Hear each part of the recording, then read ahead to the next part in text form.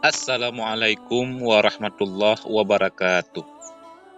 Sahabat beriman, arti mimpi bertemu orang yang sudah meninggal terdengar menyeramkan.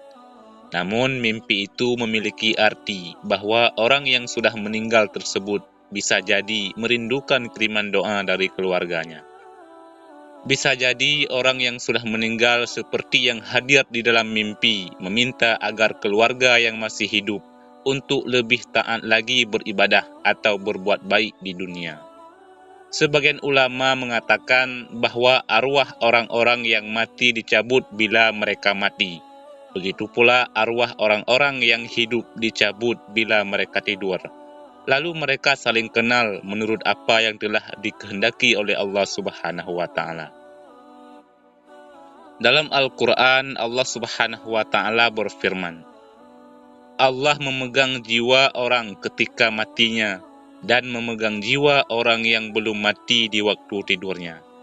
Maka dia tahan jiwa orang yang telah ditetapkan kematiannya. Al-Quran Surah Az-Zumar ayat 42.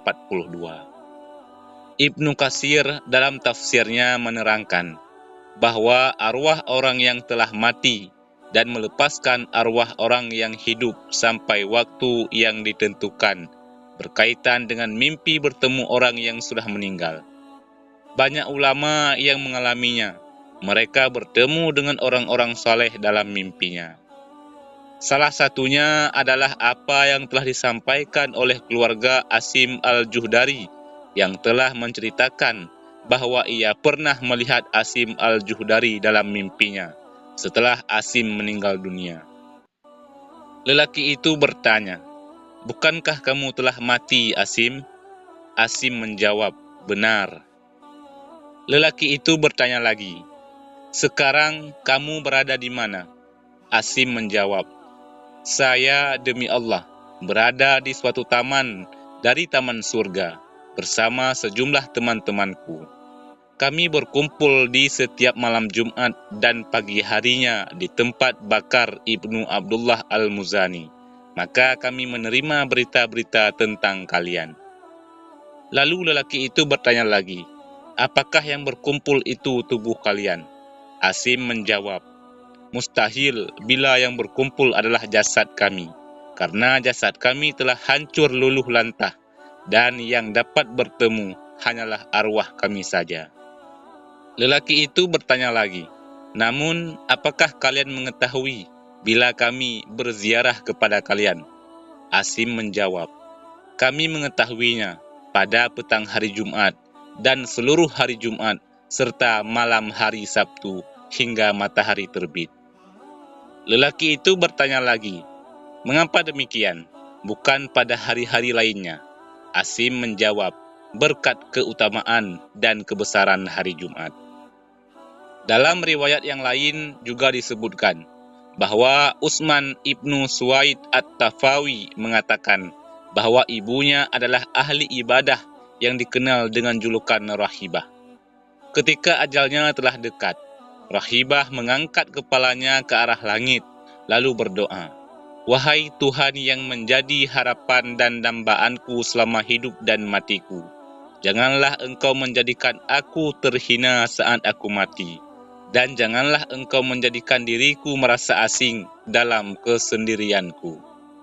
Setelah ia meninggal, Utsman bin Suwaid selalu menziarahi kuburnya setiap hari Jumat, mendoakannya serta memohonkan ampunan kepadanya dan juga buat ahli kubur lainnya. Pada suatu malam, aku melihat ibuku dalam mimpi. Maka aku bertanya kepada ibu, "Wahai ibu, bagaimana keadaanmu?" Ia menjawab, "Anakku, sesungguhnya maut itu benar-benar merupakan musibah yang sangat keras. Dan sesungguhnya aku, segala puji bagi Allah, benar-benar ada di alam barzakh yang terpuji, yang penuh dengan bau yang harum, dan dihamparkan padanya kain sutra yang tebal dan yang tipis, sampai hari berbangkit nanti." Aku bertanya lagi kepadanya, "Apakah engkau mempunyai keperluan?" Ibuku menjawab, "Iya." Aku bertanya, "Keperluan apa?" Ia menjawab, janganlah engkau meninggalkan kebiasaan menziarahi kami dan mendoakan bagi kami. Sesungguhnya aku benar-benar merasa gembira dengan kedatanganmu pada hari Jumat. Jika engkau tiba dari rumah keluargamu, maka dikatakan kepadaku, Hai Rahibah, inilah putramu telah datang, maka bergembiralah. Dengan demikian, bergembiralah semua orang mati yang ada di sekitarku. Sahabat beriman yang dirahmati Allah, mimpi kerap disebut bunga tidur, merupakan gambaran atau pengalaman bawah sadar yang melibatkan semua indera sewaktu tidur. Terkadang mimpi itu indah, ada kalanya juga mimpi itu buruk. Rasulullah SAW memberikan tuntunan kepada umatnya, jika mengalami mimpi yang disukai, hendaknya untuk mengucapkan Alhamdulillah atau memuji Allah. Karena sebenarnya mimpi itu berasal dari Allah Subhanahu wa Ta'ala. Sedangkan kalau kita mendapati mimpi buruk, kita dianjurkan untuk meminta perlindungan kepada Allah, karena bisa jadi mimpi itu dari setan. Hal ini seperti yang disebutkan dalam hadis yang diriwayatkan oleh Abu Sa'id Al-Khudri, bahwa Rasulullah SAW telah bersabda, jika salah seorang di antara kalian bermimpi yang ia sukai, sebenarnya mimpi itu berasal dari Allah, maka hendaknya ia memuji Allah karenanya dan ceritakanlah. Adapun jika ia bermimpi selainnya yang tidak disukai, maka itu berasal dari syaitan, maka hendaknya ia meminta perlindungan dari keburukannya dan janganlah menceritakannya kepada orang lain sehingga tidak membahayakan. Hadis riwayat Bukhari. Terkadang kejadian dalam mimpi bisa membuat seseorang khawatir, senang, sedih, dan ketakutan. Bahkan kejadian di mimpi itu terasa seperti kenyataan. Mungkin sebagian orang yang menganggap mimpi hanyalah bunga tidur saja. Namun sebenarnya, mimpi memiliki banyak arti yang bisa dijadikan sebagai pertanda kehidupan di masa depan.